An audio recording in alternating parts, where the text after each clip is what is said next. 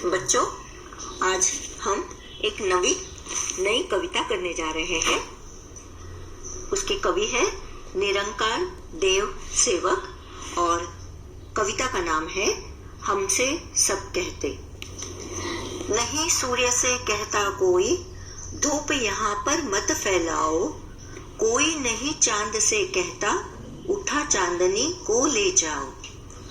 कोई नहीं हवा से कहता, खबरदार जो अंदर आई। बादल से कहता कब कोई, क्यों जलधार यहाँ बरसाई। फिर क्यों हमसे भैया कहते, यहाँ ना आओ भागो जाओ। अम्मा कहती है घर भर में, खेल खिलौने मत फैलाओ। पापा कहते बाहर खेलो, खबरदार जो अंदर आए। हम पर ही सबका बस चलता, जो चाहे वह डांट बताए। अब ये जो छोटा बच्चा है, उसे शिकायत है कि मुझे ही सब लोग डांटते फटकारते हैं।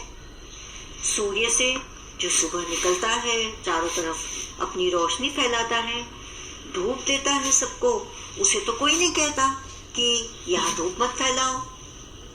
बच्चा छोटा है, उस पर कोई अगर डांट फटकार बताए उसे, तो वो उसे अच्छा नहीं लगता। तो वो पूछ रहा है, शिकायत कर रहा है कि जब सूरज से कोई नहीं कहता कि धूप यहाँ पर तुम नहीं फैला सकते, फिर वैसे ही चांद की बात है, दिन में सूरज निकलता है और रात को चांद, तो उससे भी तो कोई नहीं कहता कि चांदनी को तुम ले जाओ अपने साथ। चांद की जो चांदनी होती है वो बड़ी ही ठंडक भरी होती है, तो वो तो अपनी चांदनी चारों तरफ इर्द गिर्द बिखरा कर आराम से खड़ा रहता है, उसे तो कोई कुछ नहीं कहता। फिर मुझे क्यों कहता है? फिर हवा जो है सभी तरफ होती है, आती है जाती है, कोई नहीं हवा से कहता। घर के सारे जो लोग हैं मुझसे ही कहते रहते हैं, मुझे ही डांटते रहते हैं, मुझ पर ही अपना रौब दिखाते रहते हैं। हवा से भी कोई नहीं कहता, खबरदार जो अंदर आई, तुझे अंदर नहीं आना है। और जो आकाश में बादल है, काले बादल तो वर्षा लाते हैं, तो बादल से भी कोई नहीं कहता। बादल से कहता कब कोई, क्यों जलधार यहाँ बरसाई। पानी मत बरसाओ, यहाँ क्यों पानी बरसाया, ऐसा सवाल बादलों से कोई नहीं करता। मेरे ही आगे पीछे सब लोग डांटते रहते हैं, मुझे ही तंग करते रहते हैं।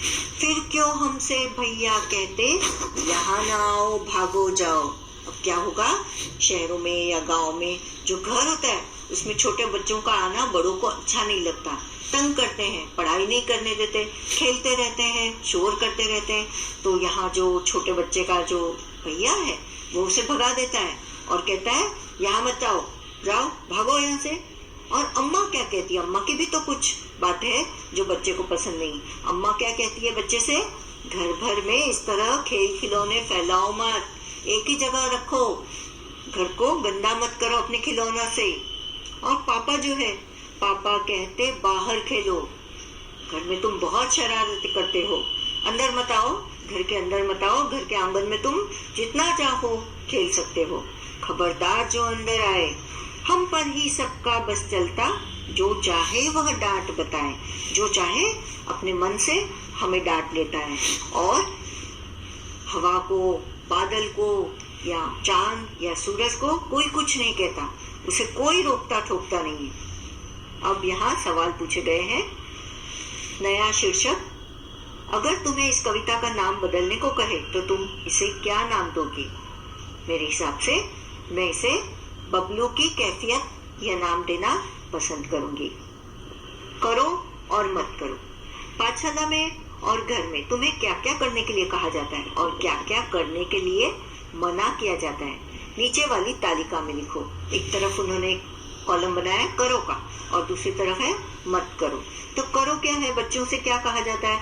पढ़ाई करो, लिखाई करो, कसरत करो, कक्षा को साफ करो, अध्यापिका की बातें सुनो और गृहपाठ करो। बस्ता, पानी की बोतल सब जगह पर और भर कर रखो, पानी की बोतल और जगह पर रखो। और मत करो, शोर मत करो, गंदगी मत करो, यानी गंदगी मत फैलाओ, बीच बीच में पानी मत पियो, जब उसका वक्त होता है इंटरवल या छुट्टी होती है तभी पानी पियो। और अपनी चीजें लेकर आओ, दूसरों से चीजें मत मांगो। जरा सोचो, सूरज चांद की रोशनी को भगा देता है और बादल सूरज की रोशनी को भगा देता है, हवा बादल को भगा देती है। बताओ कौन किससे ज्यादा ताकतवर है? अब यहाँ इस कविता में हम जानते हैं कि चांद से ज्यादा ताकतवर सूरज है, पर सूरज के आगे अगर बादल आए तो सूरज ढक जाता है।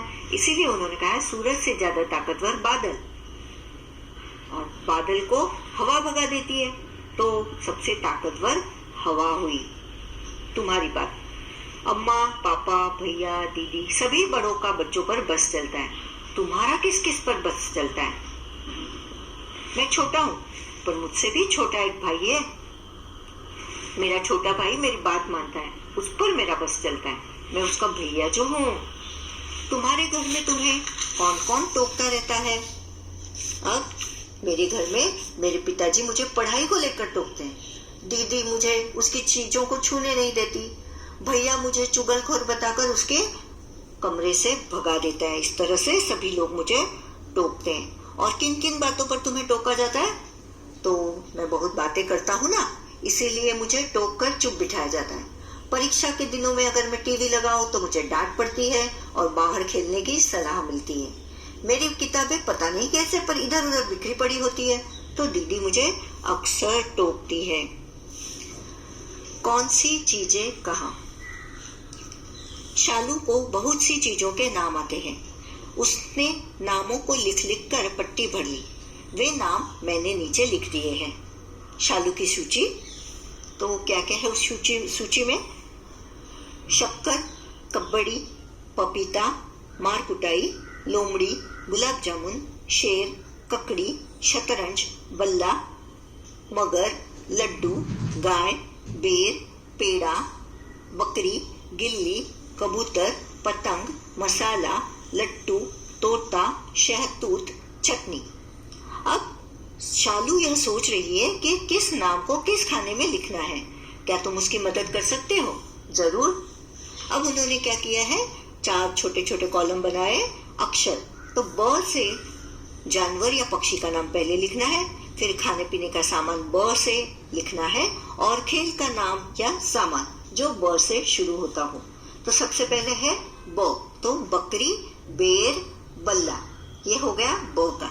फिर है म से मगर है जानवर, खाने पीने का सामान मसाला, और खेल का नाम है मार कुटाई। क से कबूतर, खाने का सामान ककड़ी, और 2 खेलों के सामान दिए है कंकड़ और कब्बड़ी। ल से लोमड़ी और ल से लट्टू, माफ करना, लट्टू खेल का सामान है, लड्डू पहले है खाने पीने के सामान में, और फिर है लट्टू। प से जानवर या पक्षी में कुछ भी नहीं है, फिर है पपीता, और पेड़ा भी है प से, और खेल के सामान में पतंग है। ग से गाय है, गुलाब जामुन है खाने पीने के सामान में, और गिल्ली, गिल्ली डंडा जानते हो ना बच्चों। फिर श से शेर है, और खाने पीने के सामान में शक्कर और शहतूत, शहतूत के छोटे छोटे फल होते हैं, और खेल का सामान शतरंज। फिर च से शब्द है, खाने पीने का सामान है चटनी, और त से सिर्फ एक पक्षी का नाम दिया है तोता। अब उन्होंने क्या कहा है हम देखेंगे। ऐसे ही खेल तुम और अक्षरों के साथ खेल सकते हो, अलग अलग तरह के खाने भी बना सकते हो। जैसे ट से शुरू होने वाली गोल या लाल चीज तो हम जानते हैं, तो वो कौन सी चीज है? टमाटर। अब हर एक खाने के नाम वर्णमाला के हिसाब से क्रम से लगाओ। कैसे लगाने हैं? जानवर, अभी जानवर में हम लोग पहले, हमें 12 खड़ी आती है, स्वर पता है किसे कहते हैं, व्यंजन भी पता है। तो सबसे पहले स्वर कौन सा होगा? अ, आ, ई, उ, ए, ऐ, ओ, औ, आ। तो इसमें से एक भी शब्द इन शब्दों से शुरू नहीं होता स्वर से। तो जानवरों में पहले है कबूतर, फिर है क के बाद ख, तो ख से कोई शब्द नहीं है, तो ग। तो इसी तरह से आपको याद करके रखने हैं। तो मैं बताती हूँ कि पहले कबूतर, फिर गाय, तोता, बकरी, मगर, लोमड़ी, और सबसे आखिर में शेर। खाने पीने का सामान भी है, उसमें ककड़ी, गुलाब जामुन, चटनी, पपीता, पेड़ा, बेर, मसाला, लड्डू, शक्कर और शहतूत। और खाने का खेल का नाम या सामान जो है उसमें पहला है कबड्डी, कंकड़, गिल्ली, पतंग, बल्ला, मारकुटाई, लट्टू और शतरंज। अभी हमसे सब कहते कविता में जिन लोगों, चीजों और जगहों के नाम आए हैं उन्हें दी गई तालिका में हमें लिखना है। लोग कौन से हैं? भैया है, अम्मा है, पापा है और बच्चा खुद है। और चीजें कौन सी है? खेल खिलौने। और जगह घर और आंगन है। इस तरह से अब यह कहानी तुमने कई बार सुनी होगी। और कौन सी कहानी है वो? कौवा और लोमड़ी की। तो मैं पहले कहानी बताती हूँ और हमें नई कहानी इसमें से सुननी है, बनानी है। देखे अभी, कौवा और लोमड़ी। एक बार एक कौवे को एक रोटी मिली। लोमड़ी ने सोचा, क्यों न मैं इस कौवे को मूर्ख बनाकर रोटी ले लूं। लोमड़ी बोली, कौवे भाई तुम इतना अच्छा गाते हो, मुझे भी एक गाना सुनाओ। कौवे ने जैसे ही गाने के लिए मुंह खोला, रोटी नीचे गिर गई और लोमड़ी रोटी लेकर चली गई। आओ अब इन्हीं चित्रों से एक नई कहानी बनाएं। तो जैसे कि हम कहानी को जानते हैं, तो एक बार कौवे को एक रोटी मिली। लोमड़ी ने जब कौवे के मुख में रोटी देखी तो वो ललचाई। उसने सोचा, क्यों ना मैं इसे मूर्ख बनाकर रोटी ले लूं। लोमड़ी ने कौवे से कहा, कौवे भाई मैंने सुना है तुम्हारी आवाज बहुत मीठी है, मुझे भी एक हाथ गाना सुनाओ ना। एक बार बेवकूफ बना कौवा अब दूसरी बार नादानी नहीं कर सकता था। उसने रोटी को पांव के नीचे दबाया और लोमड़ी को कां कां कर अपना गीत सुनाया। अपनी चाल बेकार होते देख लोमड़ी लज्जित होकर वहां से चली गई। तो अनुभव के आधार पर इससे पता चलता है कि हमें अनुभव के आधार पर होशियार रहना होगा और जरूरी नहीं कि हम अपनी ही गलतियों से सीखें, दूसरों की गलतियों से भी हम बहुत कुछ सीख सकते हैं। बच्चों, मुझे लगता है आपको ये कहानी पसंद आई होगी। फिर मिलते हैं। धन्यवाद।